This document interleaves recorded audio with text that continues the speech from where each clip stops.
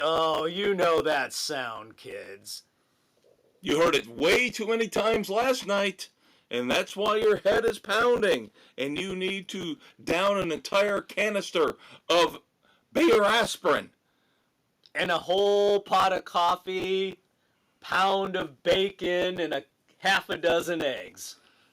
But while you're doing all that to recover from your Friday night disaster, keep in mind that your Uncle Dave And your Uncle Kev are here to get you through your Saturday morning hangover. That's right, Sports Frenzy 2.0, your Saturday morning hangover cure, is here once again for you. Yep, your favorite politically incorrect pop culture commentary.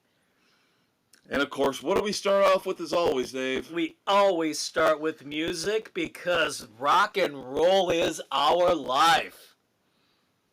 So, we actually have a new album this week. Bum, bum, And bum. we're going to get a lot more of that going on as the concert season winds down. Now, we do have plenty of concerts left. We've got a few more coming down the line. But we also have a lot of new music. So, hopefully it will not disappoint us as we have been early in this year. yeah, we're getting to the point. We're 2/3 of the way through the year now. We're starting to compile our best of 2024 list. There's some slim pickings, kids. Yep. So we just saw this band a couple weeks ago. Brand new album from Dave Pirner and Soul Asylum, Slowly But Surely. A dozen songs clocking in at under 40 minutes. Old school. Old school album. Kind of gotta love it. Yep. Now that being said, I thought this kind of fell into, unfortunately, The mediocre. half good, half eh. Yeah. So I thought it started out well. The first two songs. Oh, the first two songs, I'm like, yes, let's go. The only thing I'm missing in High Road, two of the solid songs on here. Yep, and of course, the only thing I'm missing we heard for the first time when they played it live. Yes, and it was very good live. Yep. The thing with Soul Asylum is now over the years I've followed everything with them. I've listened to all their albums, all the way back to Grave Dancers Union. Ah, so good. Yep, Grave Dancers Union and Let Your Dim Light Shine, two of the best albums I've ever heard in my life. But ever since then, it's been kind of hit and miss. And again, this album fits perfectly in that. In the hit and miss Yeah, category. because there's three different kinds of songs you get from Soul Asylum. You get the we're trying to be punk rockers, kind of the hard edge stuff. And Yep. it works to a point, but it's never really too hard, too heavy, too edgy. Then you get the experimental stuff. You've got your melancholy, ballady, Right, mid-tempo stuff. mid-tempo. And then you've got the punkish, we're going to go even farther back to our early roots. We're going to throw in some punk and some funk and R&B. And so you get all that on this album. And again, it's hit and miss depending on... Now, Dave Pirner is a great lyricist when he wants to be. Yes, and you can tell the songs he put the effort into here. And the ones where it's just like, really? Why did you even bother? Yep. So 3 and 4, tracks 3 and 4 after the heavy duty awesome start. Yep. Let me down completely. Oh, You Don't Know Me and Freeloader were a disappointment. Yes. Yep. And then Tryin' Man is good. I because enjoyed it tries. Tryin' Man. That's one of those third category songs Yes. where it tries to do a little bit of a funk R&B punk mix. Yeah. And you get that one later on, too. More of the funk stuff towards the end of the album. Yes. Yes. So we'll get to that as we go through here. But this is, Tryin' Man to me is the start of probably the best run on the album, because you get Tryin' Man, then you get Freak Accident, which I like. It was okay. I didn't hate it. See, I like So- Freak Accident more than you. Yeah. See, I really like Tryin' Man. And then Freak Accident fades right into If You Want It Back, which I really like. That was pretty good. And then track 8 is where Perner actually sounds like he's trying to write a regular song. Yes. With lyrics that have some depth and some wit and some irony. Waiting on the Lord is intriguing lyrically. Yes. I enjoyed the lyrics on that one. Yep. Very much so. Yeah, see, to me, that's typical Soul Asylum. That's what I expect from them. That's where you get the deep stuff. Yep. Or is he tweaking religion, or is he tweaking people who just follow blindly? You know, so people were bored, so all they did was breed. Yeah. But then it takes a little bit of a dip again with Trial by Fire, which I thought was, I think you said it best, lazy. Yeah. The lyrically it was lazy. Music, the beat to it was decent, but it just wasn't cohesive. It wasn't a full song.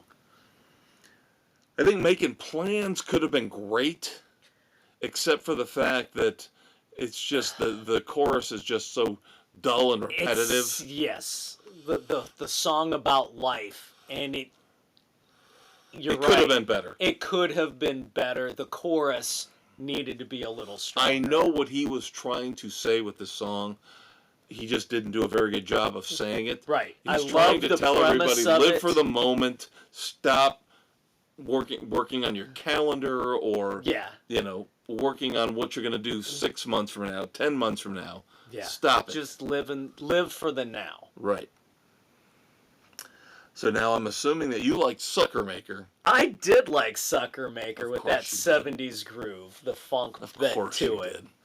I hated Sucker Maker.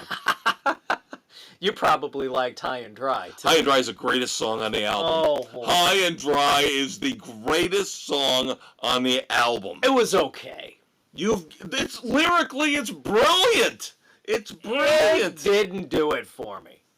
So there we go. Lyrically, High and Dry is brilliant.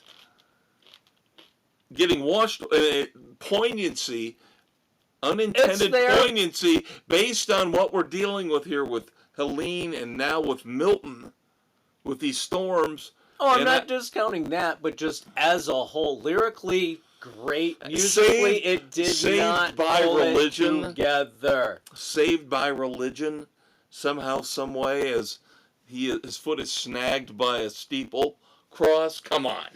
I like the lyrics. I did not like it musically. Oh. So there we go. It's in contention for one of my top 5 songs of the year. Well, good for you. All right, so overall, though, what are we saying here? I've got it at least a strong 2.5. Borderline week 3. You liked it more than me. I would give it a strong 2, maybe a weak 2.5. There we go. I think we can put it right in the 2.5 category overall. I hate doing 2.5, though. It seems like it's a cop-out? Yes, we're copping out, we're fudging. See, I say no, I can't recommend it because there's too many weak songs on the album. Despite the fact that you have 4 or 5 great songs. But you got enough that let you down. But you hold them to a higher standard than I do. I do. So there is the difference. And I shouldn't do this to them, but I do. And that's the difference between our reviews. High and Dry is phenomenal. You can have it. So, hate to say it, unfortunately, I can't recommend Slowly But Surely. Again, strong 2, weak 2.5. 2.5. Oh! Fucking hate 2.5. It's right in the middle. Yeah, that's... Just we should ban rating halves. anything 2.5. No, 2.5. Ban 2.5. Everything else is fine. You can have 3.5. You can have 1.5. But 2.5 is that, that's a cop-out rating. Like, it's okay. Some are we need to recommend or not recommend. That's the thing. 2.5 is like, I like parts of it. You could dance to it, but I didn't like the lyrics. That leaves it up for personal preferences. But we're not helping the people out there. Well, they shouldn't be fucking lemmings. No, that's what we're trying to keep them from being. But us telling them, 2.5, it could. But if we disagree, then they have to go out and listen to it and make their own minds up. All right, I can live with that.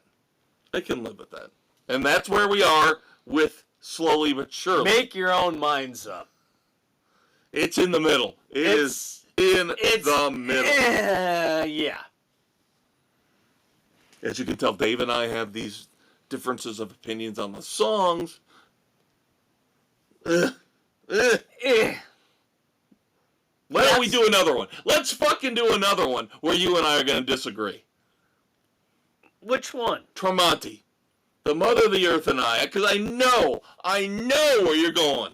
I actually kind of like this one. Really? Yes.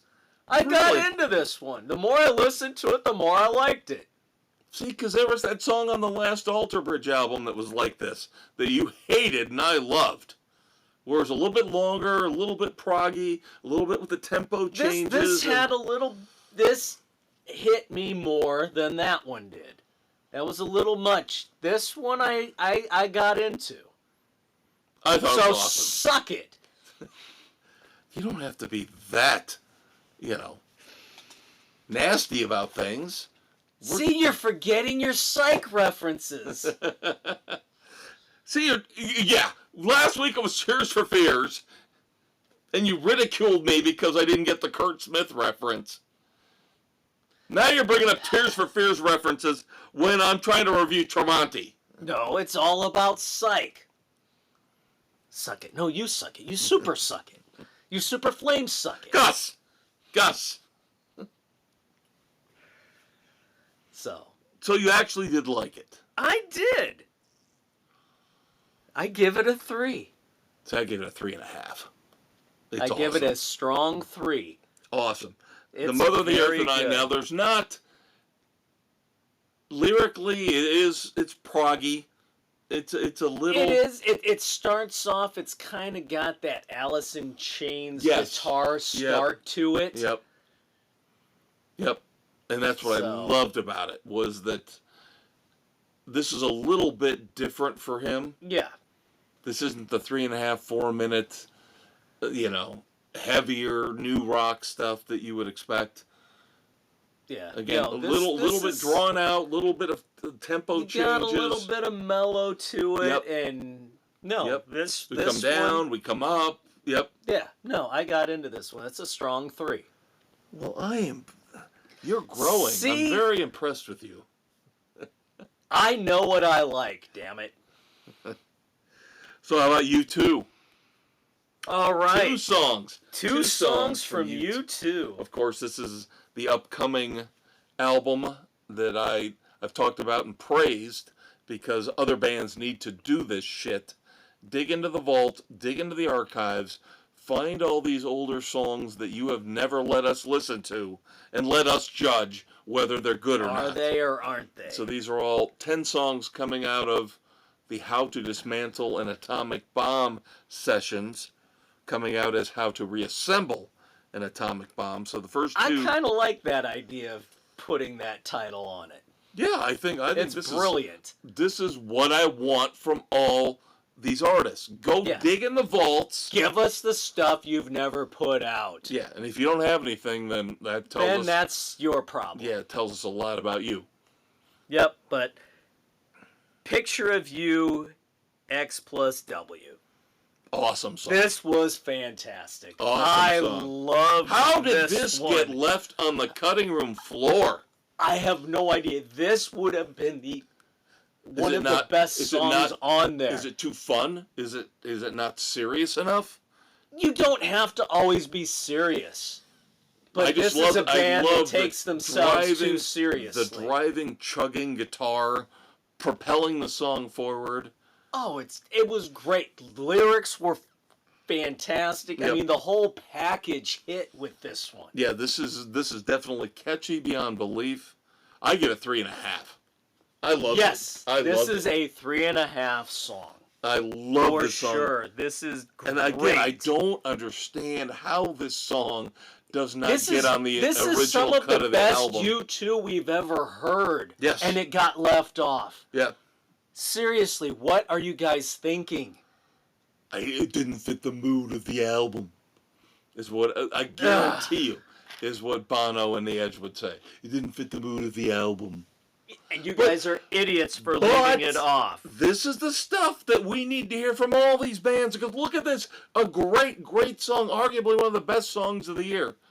Dredged up from the archives. Yeah. From how long ago? God, Lord. That album came out, what, almost 20 years ago? Yeah.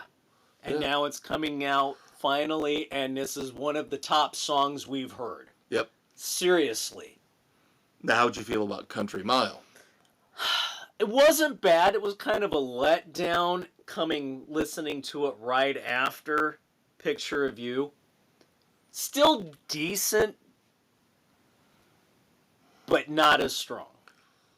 Yeah, agreed. I would give Country Mile. We're going to go the dreaded 2.5, aren't we? Yes. Yes. Yeah. I'll go week 2.5. Yeah, week 2.5. But yeah, it's still not bad. It's not bad. It's not great. It's better than what we've heard from some of their stuff. And again, these two songs are a little bit less serious. I'm not saying they're jokey or fun, but they take the edge But they're off. not a commentary on everything. Right, they're not political. We don't need political commentary all the time.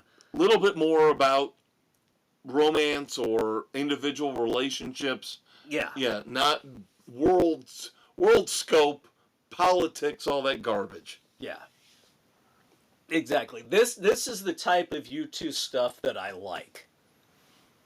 Versus all their deep Well, even going back bullshit. to the song they put out when they were starting their Sphere residency, Atomic City. Yes. You liked that. Yeah. You liked it more than me. But again, it was just it wasn't anything deep and dark and serious. It was just like these two songs. Just a little bit more lighter, a little bit more fun. Fun that people can listen to and enjoy. We don't always have to think. Right. Shut up and entertain me, as we like to say. So there you go. Soul Asylum, U2, and Tremonti. And I am still shocked that you like Tremonti as much as you did. I'm an enigma. Now, we're going to play a little game here where I have given Dave a super secret CD he's going to listen to on his way back home from taping tonight. Mwahaha. You kids can do the research if you want as you listen to the podcast. Yes, it is Ultraphonics, and the title is Original Human Music. Now, I have told Dave he needs to figure out the lead singer, which he should in about 5 seconds, but then he needs to figure out the guitarist in this supergroup. That might take a little bit longer, but once he figures it out, he will definitely text me and say, how the fuck did we miss this 6 years ago? Because it's 6 years old. How the fuck did we miss this? Because this band is, number one, the album is phenomenal, but number two, based on who the lead singer and who the guitarist are, how did we miss this? How did we miss this? Not generate more attention, buzz? More buzz. I don't get it. Maybe because the band name sucks? The band name does suck. The band name does suck. And I don't know what they were thinking. But beyond that, you got to get beyond that. Phenomenal album. Phenomenal album. And you will, I mean, immediately, the first song, Baptism, you will be like, oh, fuck. Oh, this is good We're stuff. in for it. Yep. All right. Third song. Run, was it Run, Walk, Crawl? Phenomenal. That's the best song on the album. That was the first single. Again, we never heard it on the radio. We never heard it anywhere. Because most radio stations suck. So next week for you kids, we've got a lot of new albums. We told you this. It's the end of the year. Get ready for Christmas. You got to have all these new albums coming out for Christmas. So we start off with Soul Asylum this week. Now next week, the new album from Miles Kennedy, The Art of Letting Go. We'll have that for you next week.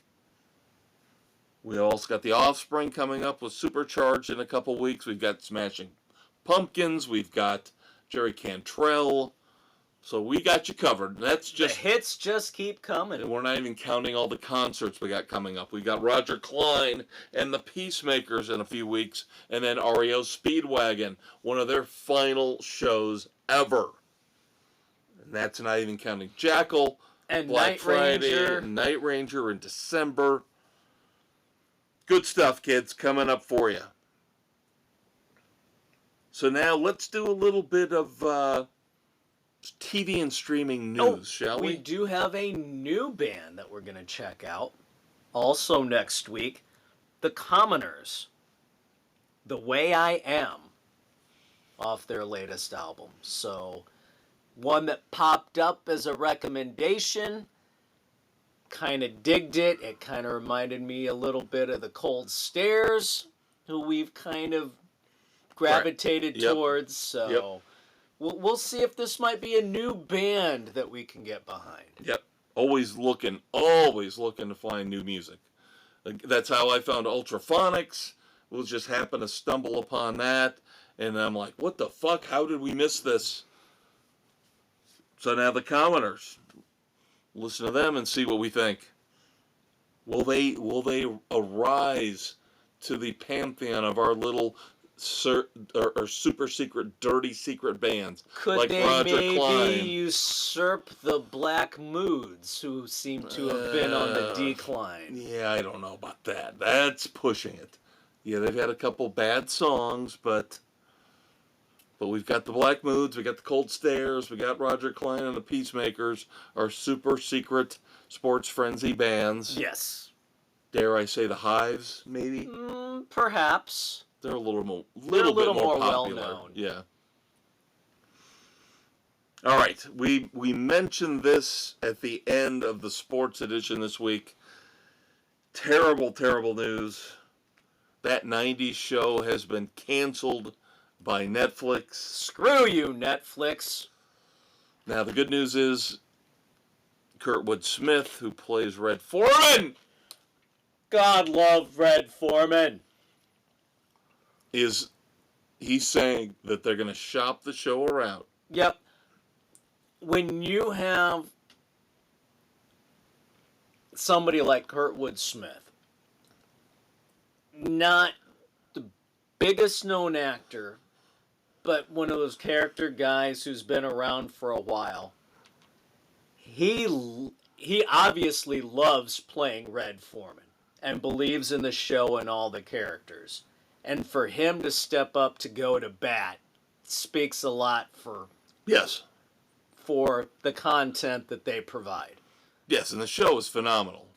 Of course, it's going to leave you with a cliffhanger. Of course it will. So, optimistically, I'm sure they thought they were going to be renewed somewhere, somehow, some way. Yep. So, you're not going to get a full resolution. Left or right, damn it! But Kurtwood Smith did say in his social media posts announcing the fact that Netflix would not be picking up a new season, did say, we've got to get these damn kids through high school. Exactly. Ugh. So, bad news there. Now, I don't watch Abbott Elementary. Everybody says it's phenomenal. Everybody says it's great. Yeah, doesn't- I'm not. It doesn't strike me as a show that would The appeal to classroom me. shows have never done anything for me. Not even Welcome Back, Kotter? Well, outside of that one. I mean, I was going to say, Welcome Back, Kotter is phenomenal. That's about the only one, but these other ones, Head of the Class was eh. Yeah, Freaks and Geeks. Freaks and Geeks never got into it. I Yeah. guess you could maybe consider the Wonder Years. I don't think I would put that. That was more about what happened outside of the classroom. But usually, typically, not really. Interesting crossover coming in a couple months. Now, do you know where Abbott Elementary is set? I do not. It's in Philadelphia. So they are going to, if you remember, Abbott Elementary is on ABC, which is owned by Disney. Yes. Which also owns FX. So we are getting a crossover episode between Abbott Elementary and It's Always Sunny in Philadelphia. How are you going to have that on network TV? In God's green earth are they thinking? How are you going to have that on network TV? Is it career day? How to run a bar? Do a bunch of the teachers wind up in Patty's Polo? Drinking their asses off. I mean, I don't know how this is going to work, but this might be the one episode I have to watch. Just to see how they can pull this off without setting off the censorship alarms. Oh my God. With the FCC. How are you going to rein in the It's Always Sunny cast? DeVito. DeVito and Day. Yep.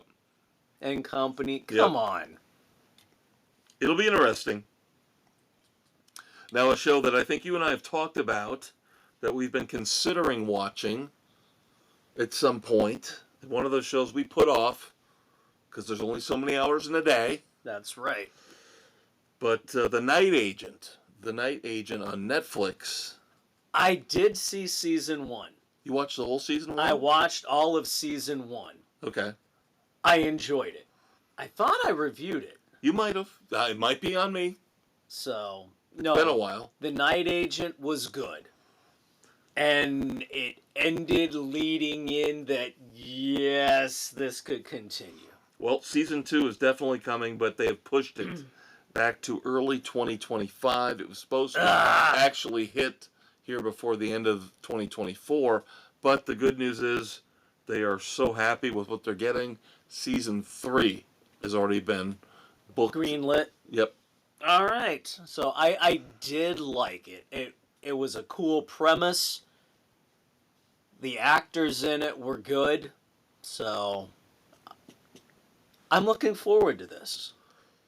Yeah, I gotta sit down and watch it. It looks pretty good. So, unfortunately for you, I know how much you love the Bosch universe. Yes, I know. Season 3 of Legacy is the end.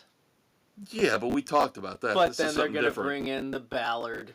But they were also talking about doing a spinoff with J. Edgar. And that will not There's be going no forward. J. Edgar spinoff. No. You know what? I'm okay with that. You don't want to go down that road like ABC did. You years don't want and to years take ago. the secondary character and make the... Well, no. you don't want to oversaturate the market. Right. That's why I don't like the fact, and we're going to talk about Reacher here in a second. You don't want to keep. Why are you giving us a Neely spinoff? You're going to oversaturate the market, and you're going to ruin everything. The original included. Neely should not be in every damn season. She's not in every book. You do. That's the one issue I have. Well, good news is, just like with The Night Agent, as they've renewed season 3 on that ahead of season 2, Reacher's already been renewed for season 4. That's Even good. though we're not getting season 3 till 2025. Now, they have not made any announcement about which book they're going to adapt. So we'll see, but I agree with you. Don't push this too far. O'Neilly spinoff, and then Yeah, no, stick or to the Neely. core. Stick to the core. Yeah. Now, Of course, you know the one they have to do. the favorite for you and I. Yes, The book that and the book even that Nick, pulled me in. even Nick, having read a number of them, everybody I know who's read this series, the absolute best story is 61 Hours. That was the book that pulled me in. I was like, I've got to read this series. Got to go back to the beginning, read it from the beginning. That book is Absolutely phenomenal. freaking incredible. Yep. That one I would almost rather see as a movie. You know? Yeah, because it takes place so quickly. Mm-hmm. Yeah. Plus the setting. Yeah, as a series, it would be too much. This needs to be probably a 2 hour and 15-minute movie to get it all. So that means they'll never do it. No, Right. they'll never do it. Never, never, never. Next one will probably be one of the Andrew Child books. Oh, God help us. All right, some other TV and streaming news. A lot of stuff hit today. Max decided to release a lot of information about the stuff they've got up and coming. They have been talking about they're still working with DC in terms of series. Now, we know James Gunn has now taken over, which gives us a lot of hope and optimism for what'll come down the road. Yeah, but he also fucked over a number of series that we've enjoyed. So Lanterns has been in the works for a while. This, of course, is the Green Lantern Corps. So it's official. It's official that Kyle Chandler will play Hal Jordan. Of course, Hal Jordan is the classic Green Lantern from the 70s into the 80s. Yeah, portrayed by Ryan Reynolds in the I thought it was underrated. questionable. I thought it was pretty good. I enjoyed it. I think it gets too much crap. Yes, I agree completely. Now, a guy that we were just talking about the last month or so, and I said he could be the next great action hero, Rebel Ridge, Aaron Pierre, Yes. will play John Stewart, who was the next one after Hal Jordan, the next, along with Guy Gardner. Very cool. So we've got two of the four classic Green Lantern figures now cast. I like it. I don't know if they're going to bring Guy Gardner into this or not. From what I've heard, Guy Gardner is going to be in the Superman movie played by Nathan Fillion. Okay. Guy Gardner, see now, Ryan Reynolds should have been Guy Gardner. Yeah. Because Guy Gardner is a wild card nut job. Yeah. I can't see Nathan Fillion playing that type of role. He would have been almost better as Hal Jordan. Right. Yeah. A little bit more serious. Yeah. Yep. Shocking! Shocking, Dave! HBO Max has canceled Velma after 2 seasons. No. I can't believe they gave it. I can't believe it got a second Mindy season. Kaling's got to get whatever she wants. How did it get a season 2? The reviews for season 1 were abysmal. Abysmal. And they still gave it a season 2. We can't keep going with Doom Patrol. We can't keep going with Titans. But let's give season 2 to Velma. Yeah. No. So they finally came to their senses.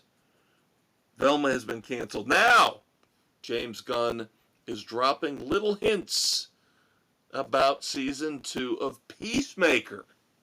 It's about fucking time. It's only been a few years. This is really fun. He posted a picture of a character from behind. And he says, I wonder who this is. who will be making an appearance in Peacemaker Season 2. And I was like, the geek in me came out. I'm like, I know who that is. And I guarantee most of the idiots out there don't. And I know who that is. Turok, son of stone. I guarantee that's who it is. He posted this cryptic picture, again, from the back. From behind. Yep. It's Turok, son of stone. I guarantee it is. That is so cool if that's who it is. I'm 98% sure that's who it is.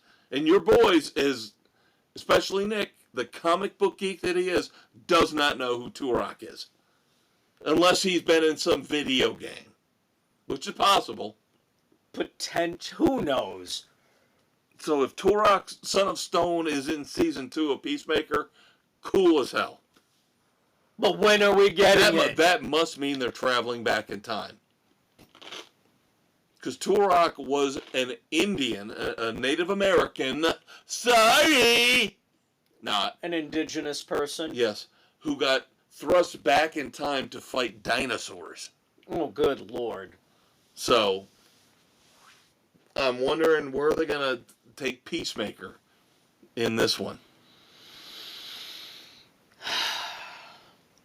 But you do know, Peacemaker is in the new Mortal Kombat realm. Yeah.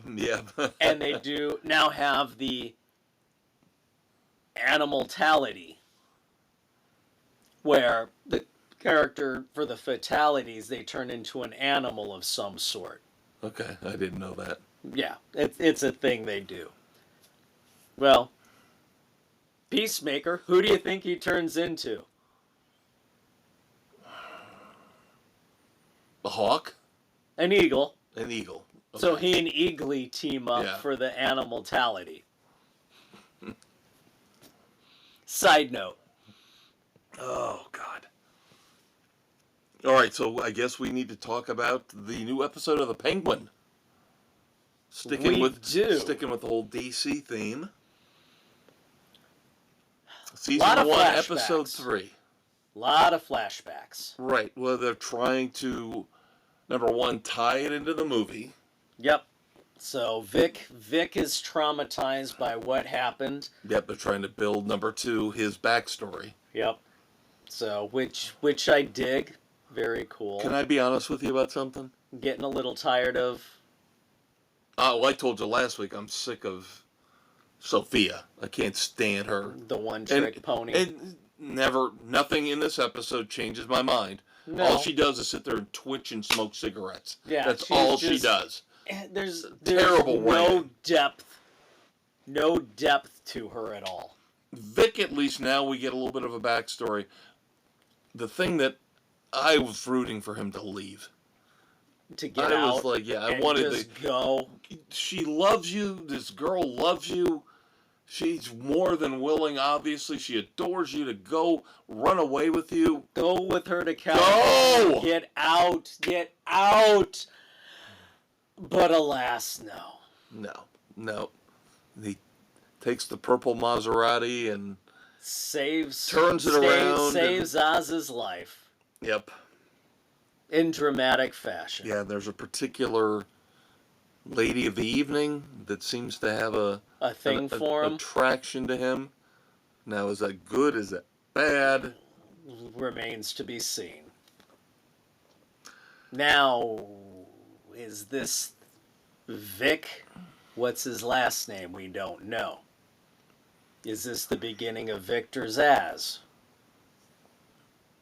Just throwing that thought out there. No, go. Might as well. So, with the name, it kind of makes you kind of wonder a little bit. Yeah. Because Vic Zsasz worked a little bit with the Penguin. Yep, so we'll see where this leads. I am admitting that I am not 100% sold on the Penguin like everybody else is going nutsy cuckoo gaga over it. There's issues with it. It's fine. I'll keep watching it. It's decent. I've seen. It's not the best. Doom Patrol was better. Titans was better. Yes, by far, completely. a lot more creativity, action. Dead Boy Detectives. Dead Boy was Detectives better. was better, yes. Which they've taken away from us. Bastards. This is more of it feels like a semi-generic organized crime mob show. Set up a bridge between movies. But that's to what that's one of extent? the things that's keeping me watching, is that when is it going to ramp up to lead into the next Batman movie? What kind of disclosure? What kind of secret? What are we going to get yeah. that we have to know going into the Batman 2? Right. And of course, even though I have dialed it way, way, way down on my wrestling, I'm not watching it nearly as much as I used to when football wasn't on, when there wasn't as many creepy, scary, bloody movies to watch. I did watch last weekend Bad Blood, the latest premium live event. Two things, very interesting things came out of this. Number one, they announced that for the next pay-per-view, Crown Jewel, which of course is one of their sellout shows where they do it in Saudi Arabia, but Crown Jewel, they have got these new belts. Oh, Lord. Exclusively for Crown Jewel, where the champions fight each other.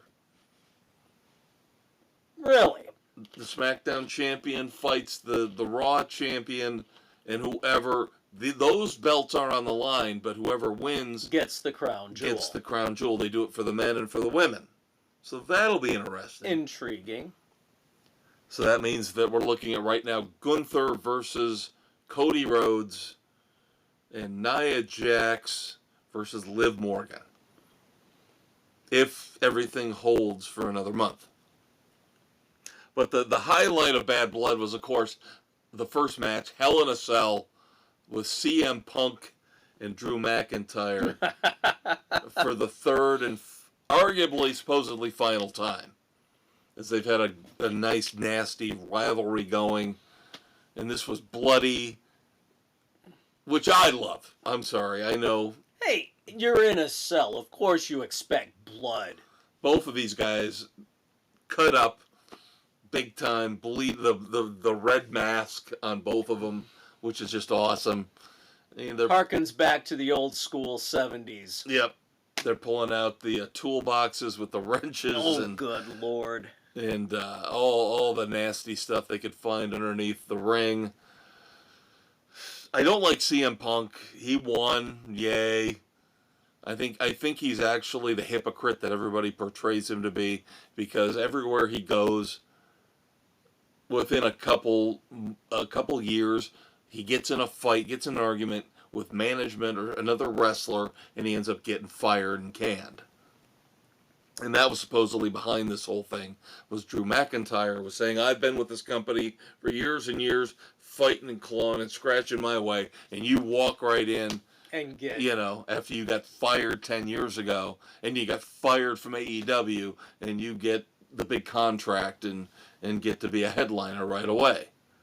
And so that's what started this whole thing. And so that was very cool. Again, bloody. But otherwise, no belts changed hands. I think the only belts on the line were the women's belts. We did get to see some new faces pop up that we haven't seen in a while. Bill Goldberg. Really? Showed up again, yep. So Bill Goldberg was sitting in the front row, and he got called out. The Rock showed up at the end. Of course he did. So supposedly we're setting something up for next year, possibly for WrestleMania. And then the Bloodline feud is starting to, as I predicted, come together as Jimmy Uso comes back after months on the shelf. So we're looking at Roman Reigns and the Usos forming up back together again to take on Solo Sikoa and his bloodline. We're still going to go at some point. I will get us tickets at some point. We will get there. WrestleMania. In Indy. 2026 WrestleMania. In Indy. Yep. 2 nights, baby. Moving on to movies. We are looking at potentially a massive, massive box office upset this weekend. Of course, Joker 2. Joker Folie à Deux, whatever they call it, failed miserably at the box office.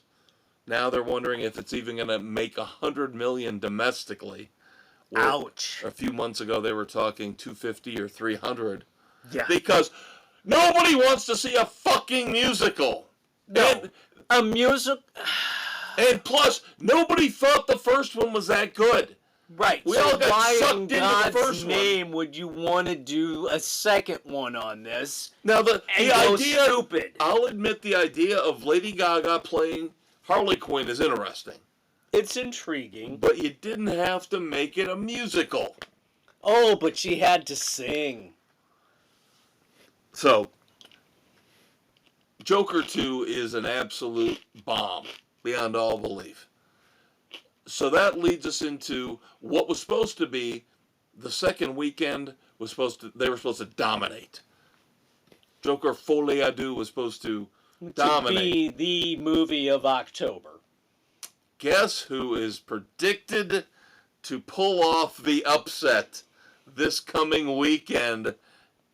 Would it really be an upset as bad as Joker 2 is doing? It's an upset because of who's going to beat the Joker. It's another clown. Oh, would it be Art?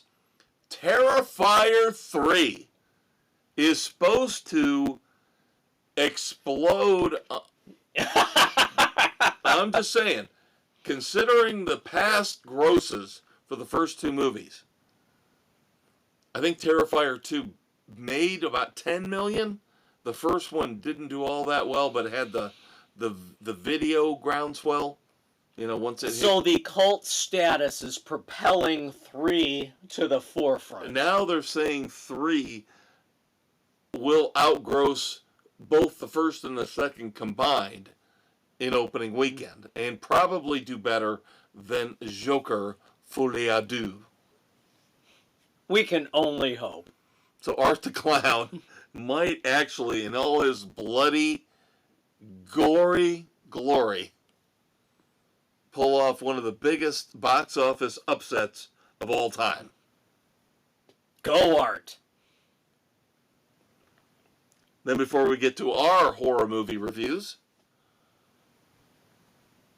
do you remember, you and I, old school video game guys, right? Yeah. Sega? You remember Shinobi? Vaguely. Universal is actually developing a movie based on Shinobi. Really? Really? You like the Mortal Kombat stuff. Yeah, I know. And those when they've done those I'm not movies, a fan they've of not video been. game movies. Video game movies very rarely pan out.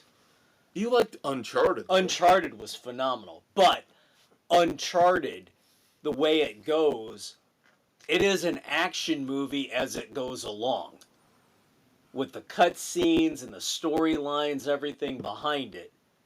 It is, you're playing what could be a movie. So the stories on that is fantastic.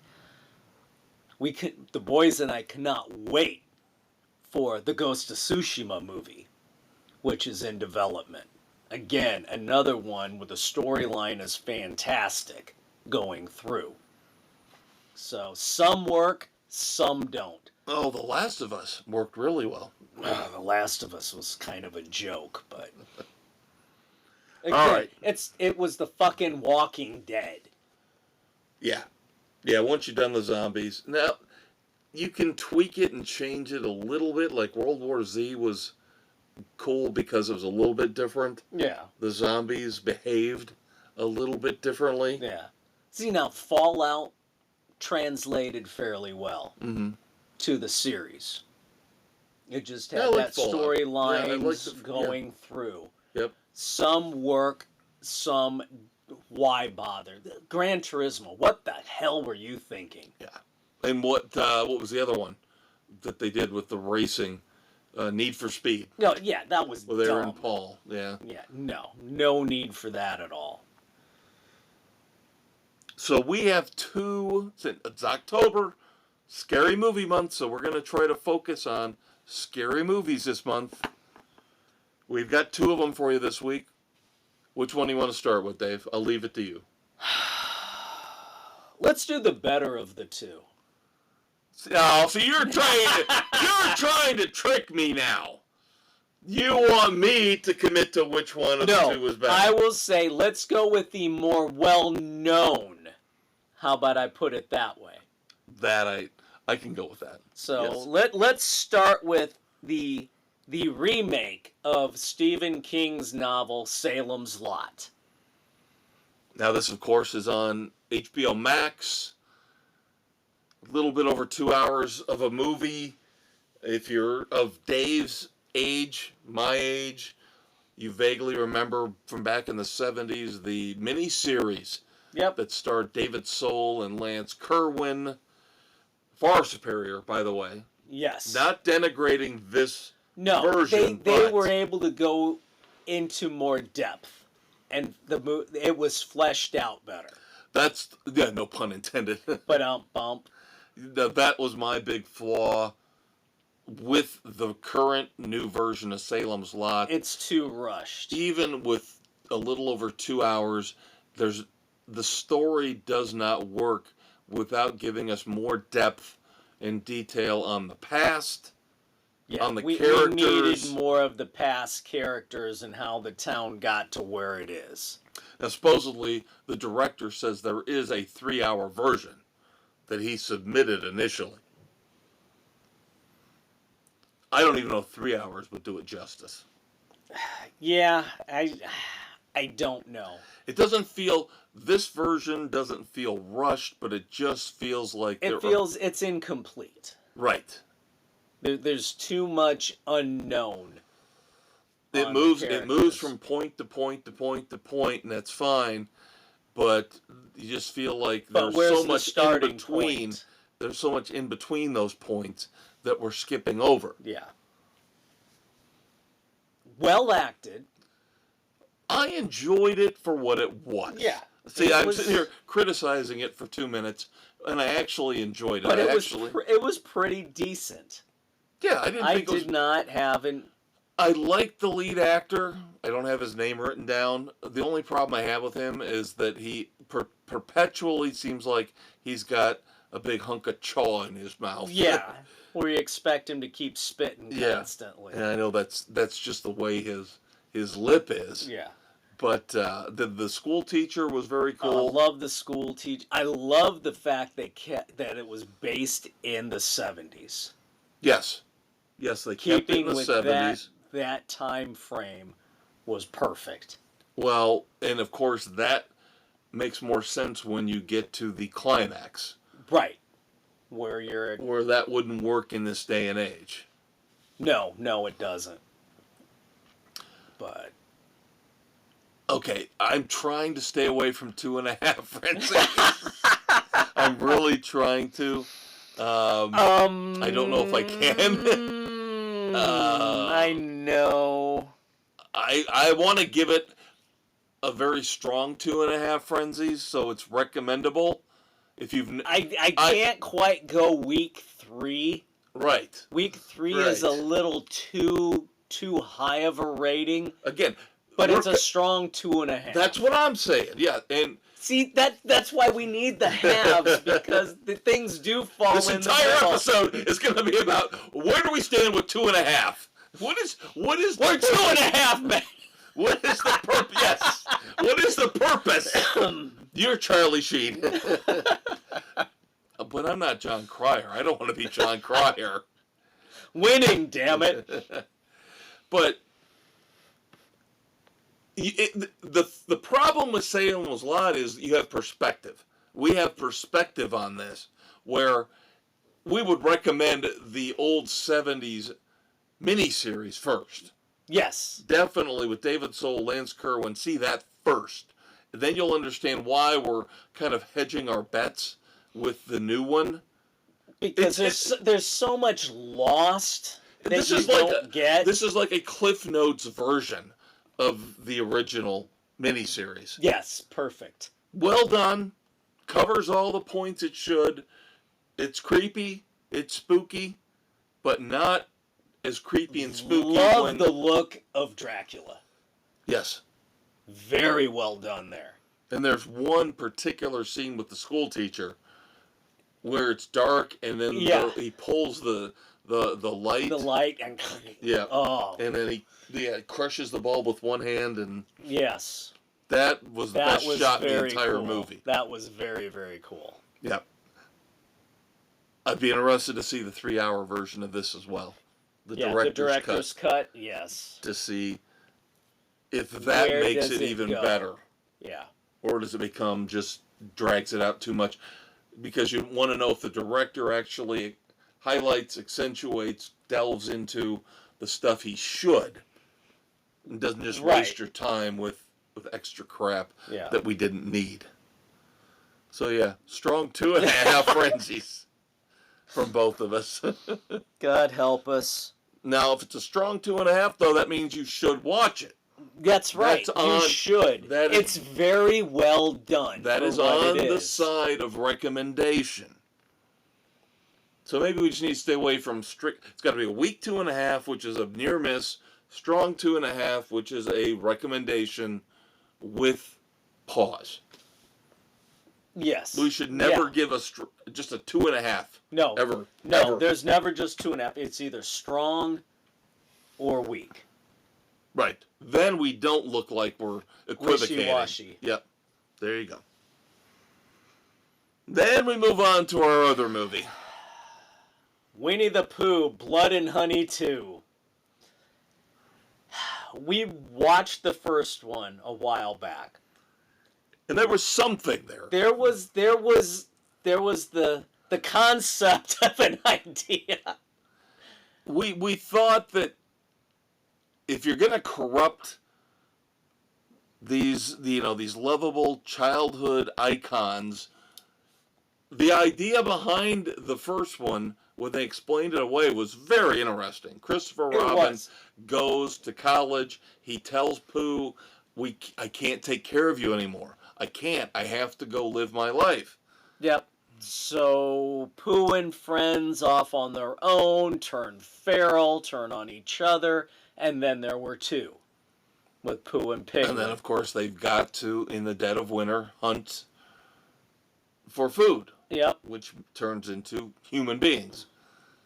Now, Winnie the Pooh, Blood and Honey 2, to the credit of the writers, the director, turns the whole thing on its head. In a very good way. Yes.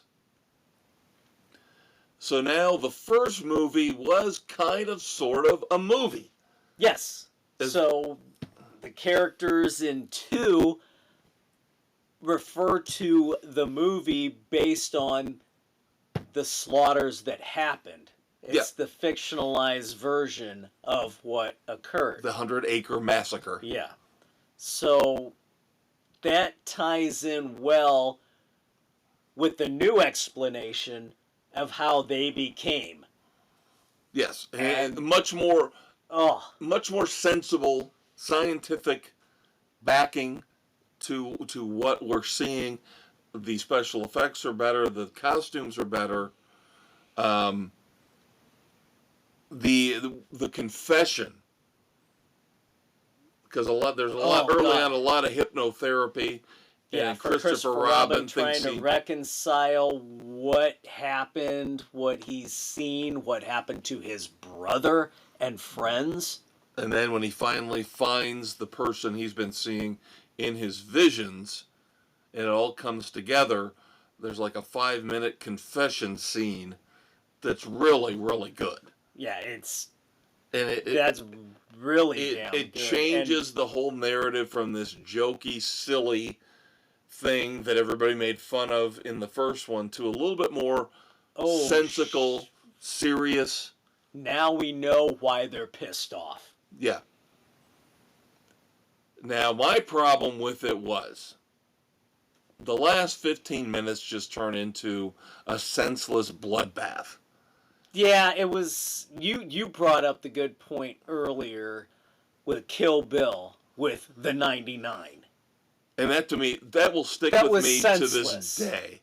Is that was why a big reason why I don't like Quentin Tarantino as much as other people do, is because that was lazy, stupid filmmaking, and Hollywood told, oh, it's brilliant. No, it was an excuse for lazy. Half an hour of him to just have Uma Thurman chopping off legs and arms. Yeah, there was no point. And there was no point to the extended kill fest and that final 15. And you pointed out very astutely yeah. that Tigger, for some reason, becomes a misogynist. Yeah. Oh, dance for me, bitch. Take this, bitch. I'm gonna slice you, bitch. Why? It was a farce. It's almost like the writers had 2/3 of a great, not great, but a credible movie, and then they got lazy at the end and the end was a cop out in that regard. And sorry, Tigger's mask was so damn similar to Pooh's. They did not do a good job with the stripes and differentiating between the two very well. Completely agree. But then, of course, they bring Owl in, which is very interesting. Owl as a character, masterminding everything, and his little monologues were brilliantly written. Yep. And then, of course, we get a little bonus scene after the start of the credits, which will maybe possibly lead us into Blood and Honey 3. I would think it's a good bet. But much, much better than the original. Because, again, they figured out a way to explain everything. Yeah. The storyline was so much more solid.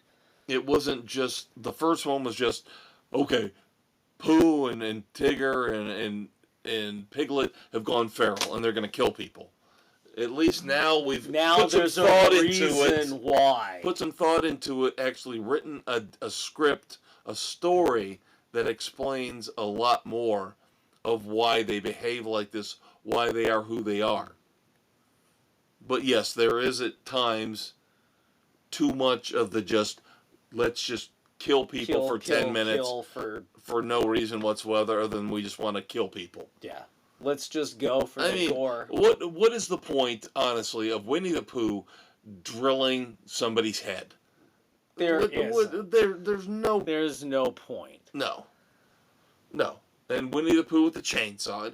Come on. No, okay, Winnie the Pooh with the bear trap was pretty damn cool, though. Well, that made sense. Yeah. It was ironic, in a way. Yes. Bloody and ironic. But yeah, then they go, okay, Winnie the Pooh with the chainsaw. Winnie the Pooh with the drill. The drill was dumb. Yep. So, God. 2? I will go strong 2. Strong 2. I find it hard to recommend a movie like this to anybody because if you're not a horror movie aficionado, you don't want anything to do with this. No.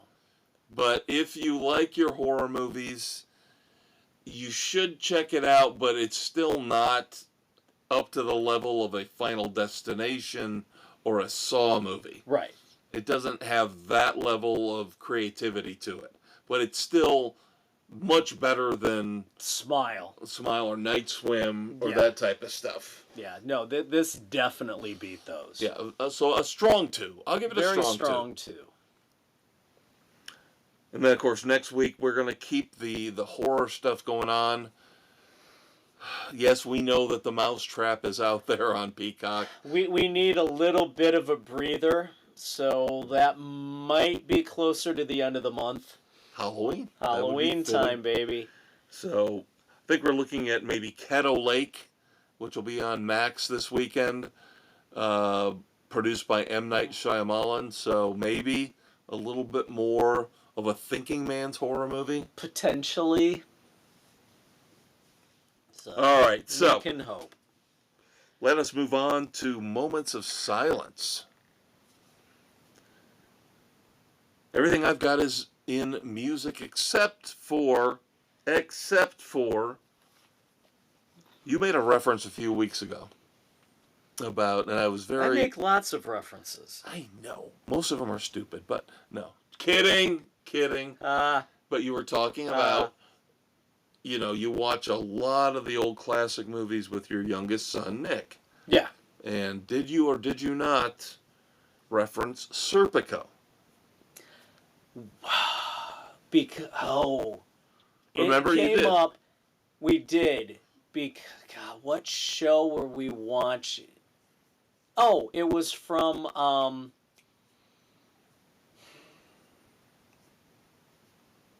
the movie we just had reviewed with Don Johnson and our new action, The Ridge. Oh, Rebel Ridge. Rebel Ridge, because he referred to the police officer overseeing There you go. Yep. the paralegal, and he goes, "Oh, Serpico." And so I paused and let the boys know what that reference was. The undercover officer based on a true story played by Al Pacino in the movie Serpico. Right. Well, David Burnham passed away here recently, who was the New York Times reporter who worked with the real-life Serpico in the expose Wow. of the New York Police Department. So I remembered that you had brought that up. And I was like, that's an interesting little tie-in. Very intriguing. Then, of course, famed, noted backup singer, maybe unfortunately more well-known for being a mom, Cissy Houston. Of course, her daughter, Whitney Houston, went on to greater fame and a tragic end. Yep. And, of course, arguably one of the greatest renditions of the Star-Spangled Banner ever. Yep.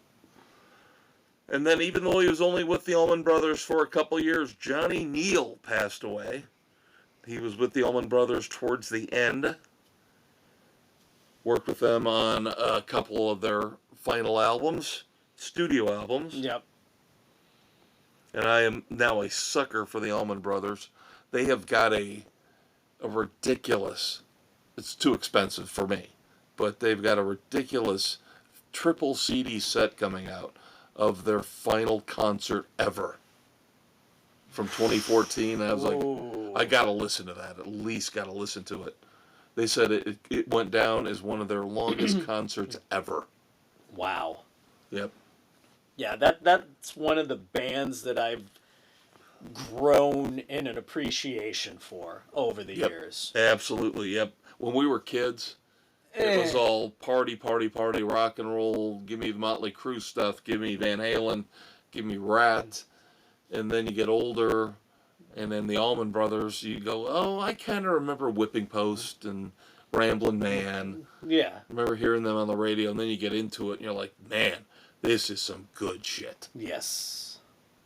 And you go, I don't care if it goes on for 20 minutes. 20-minute version of Whipping Post, give it to me. That's fine. I'll take it. Midnight Rider. Yep, absolutely. All right, so we have to do what, Dave? Now it's time to pivot because we have to cover our dumbasses of the week on Spotify, Good Pods, Pocket Casts, Apple, Overcast, Castbox, Amazon, Audible, and iHeart Sports Frenzy, baby. Otherwise known as iHeartRadio. Don't forget to check out the Facebook page. I like the fact you put a much more effort and energy behind it than you did for the sports edition. Well, that's because I did it right before the moments of silence on the sports, and I wanted to convey the respect. Then never do that again, okay? Never ever do that again. Because I felt like we should have had organ music playing behind you. I almost did it again for this one. I was that close. And all I can think about, anytime, this is my twisted, going back to horror movie mind. Anytime I think about morticians, I think about Phantasm. That's the guy, the image That's that the pops into my go-to. head. Yeah. Oh my God. If you've never seen Phantasm, kids, The Silver Orb. oh, awesome, awesome stuff. One of the most overlooked, underrated horror movies ever made. All right, I have four dumbasses for Dave to evaluate this week. Now, I kind of brought a couple that could have gone either way. Could have gone to the sports side of things, could have gone here. So I brought them over here to balance things out a little bit. There we go. But let's start off with flying. Dave and I hate flying. You drive everywhere. I don't want to get on a plane ever again in my life. Oh my God, flying is... Yeah. But it sounds like there was a certain flight over in Australia on, of course, Qantas, which is their number one airline. Remember the old cuddly cute koala bears they used to show?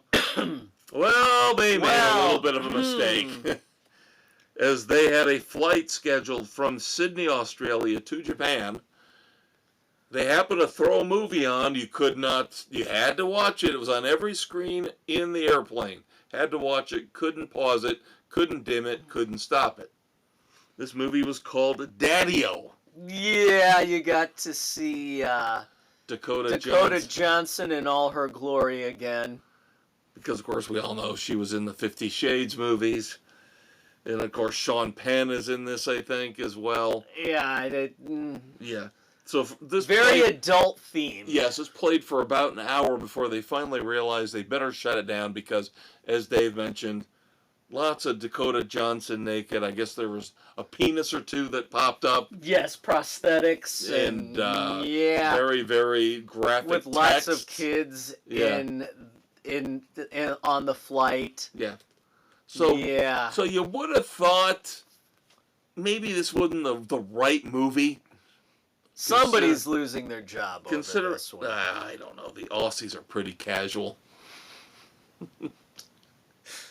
Yeah, they're not as repressed as us Americans. Now, I don't care about this movie because Dakota Johnson, I love her dad. Her dad's awesome. I don't want to look at her naked because of the respect I have for her father. Yeah, now, but you got to look at her mom. From back in the day. Melanie wasn't scared to show off her goods. No, she was not. Can I do an aside here, by the way? Sure. You have Max, right? Yes. There is a show on Max called Industry. I've heard of it. There is a drop-dead gorgeous woman on it who looks a lot like a younger version of Rachel Weisz. Really? And supposedly the first 2 seasons are sex, That's nothing but sex. What I've heard, and they've toned it down to season. I think I need to watch this. What industry are we talking about? High finance. Oh. High finance. Yes. High financing the adult film industry? Or well, season 3 is where this actress told them, let's tone it down a little. You can show me from behind, and they will understand that I'm naked. You don't have to, show the full frontal anymore. I'm like, that means I need to watch the first 2 seasons. 2 seasons of Industry. So. Checkmate. Oh, my God. Yes, I am so pathetic. I am such a pathetic human being. But I see, you turn on Max, and they show the poster, and she's just gorgeous. Gorgeous. I'm trying to show respect here, but at the same time, I want to see her naked. I do. I really want to see her naked. Bent over a table. Come on. Please. Let's not sugarcoat it. No, we don't sugarcoat here. Neither does our future Vice President, Tim Walz. As he appeared recently on the Jimmy Kimmel Show. This is the man that you people want to have in the White House. This is a direct quote. As Jimmy Kimmel asked him about, how are you feeling about the election? How do you think things are going to go? And Tim Walz says, quote, I plan on waking up on November the 6th with Madam President, unquote. Oh, Lord. And this is the man. Wow. You made fun of Dan Quayle for potato.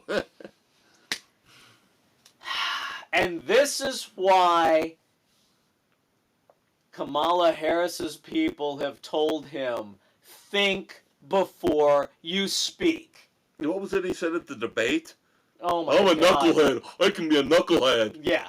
I'm just passionate. Why would you say that? Why would you? A leader does not admit fault or failure. You're supposed to be smart enough to couch it in language where you can admit you did something wrong without admitting you did something wrong. Yeah. Or you actually put some thought behind what you're saying. If you have any intelligence whatsoever, you're going to come across as coherent. Unfortunately, we don't have that anywhere right now. No. Okay, I tried to think of, for our next dumbass, the 3 celebrities I am the most sick of. And I came up with, I tried to be racially sensitive here. So I said, Snoop Dogg, Ryan Seacrest, and Deion Sanders. Because Deion Sanders, believe it or not, Tubi TV, isn't that free? I think everybody can get Tubi. It's one of the streaming services owned by Fox that caters to the minority groups. Their first original talk show will be co-hosted by Deion Sanders, called We Got Time Today. And I'm like, Deion Sanders again? Stop. And finally, that was one of the ones I was mentioning, kind of tying sports in. This is the other one. The Basketball Hall of Fame. I can't believe this. They actually have what's called a super fan gallery in the Basketball Hall of Fame, where they honor super fans. And this year they are going to honor Spike Lee, Jack Nicholson, and Billy Crystal. So let's kiss the celebrities' asses a little bit more by actually putting them in Cooperstown. Well, not Cooperstown. No, wherever the Basketball Hall of Fame is. Sorry, my bad. Don't denigrate the Baseball Hall of Fame that way. Don't be shocked if they have something like this, too. I have not seen it. I was there. But it's been a while. Couple years. But yeah, the Basketball Hall of Fame has got a super fan gallery where they basically are going to kiss the butt of Hollywood celebrities. And in this year, of course, Spike Lee, Jack Nicholson, and Billy Crystal will all be honored. Sorry, not Cooperstown, my bad. I cannot remember where the Basketball Hall of Fame is. Because we don't care about basketball. Yeah, and I really would never go to it anyway. All right, so Dave, here are your 4 choices. Qantas, for showing penises and boobs indiscriminately. I like boobs. Tim Walz, for planning on waking up next to Kamala Harris. Tubi, for actually going with Deion Sanders for their first original talk show. And the Basketball Hall of Fame for kissing ass to Hollywood in their super fan gallery. I have to go with Governor Walz. That's just so bad. Yeah, I know. If national TV planning on waking up with the your running mate, that's just not a good thing. All right, can I be honest? Honest. If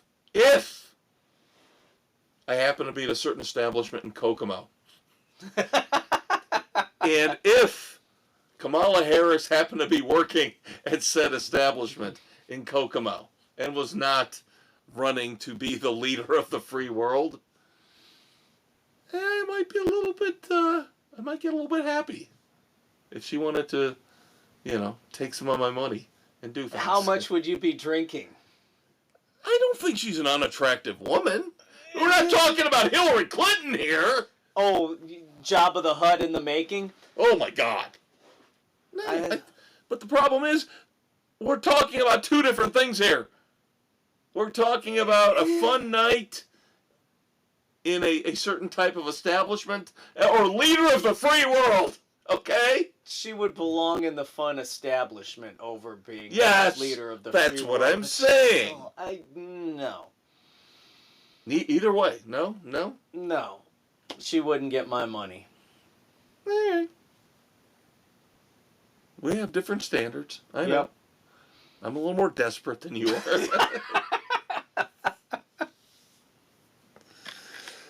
All right, kids, that is going to do it for the weekend edition. Sports Frenzy 2.0. We've done our best to get you through your Saturday morning hangover. We hope we've done our due diligence, done our job. We hope you enjoyed it. You know where to find us. You know we've got the Facebook page where we drop our sports stuff and the links for everything. Drop us a line. Give us recommendations. Help us help you and all your fellow hangover people. Yeah, we're always looking for recommendations, especially when it comes to new music. If you think, I don't know how you're going to top Dave and I when it comes to old movies. Because, dare I say, he and I, between the two of us, we've seen it almost all of it. But if you think you've got one that slipped through the cracks, let us know. Throw it out. Challenge us. That's the Sports Frenzy 2.0 movie challenge. But otherwise, have a great, safe weekend. Yep. Let's call it Stump the Frenzy. There you go. I like that. Got a few more weekends of decent weather before, at least up here where the studio is, winter will start to set in. So enjoy it where you are. Pray for the people down in Florida. Hope by now, as this hits, hopefully the damage was not too bad. It's moved through now. Milton has moved through now. So hopefully you guys are doing okay. It had a much smaller swath through than what Helene did. Everybody's in the Carolinas and all are still dealing with that. But wherever you are, hopefully you stay healthy, wealthy, and wise. And if you happen to stumble into an adult establishment and meet somebody who looks kind of like Kamala Harris and want to stick a couple bucks in her G-string, go for it! I'd do it! The maestro approves. That's your Uncle Dave. That's your Uncle Kev. Say goodnight to the kids, Dave. Good night to the kids, Dave.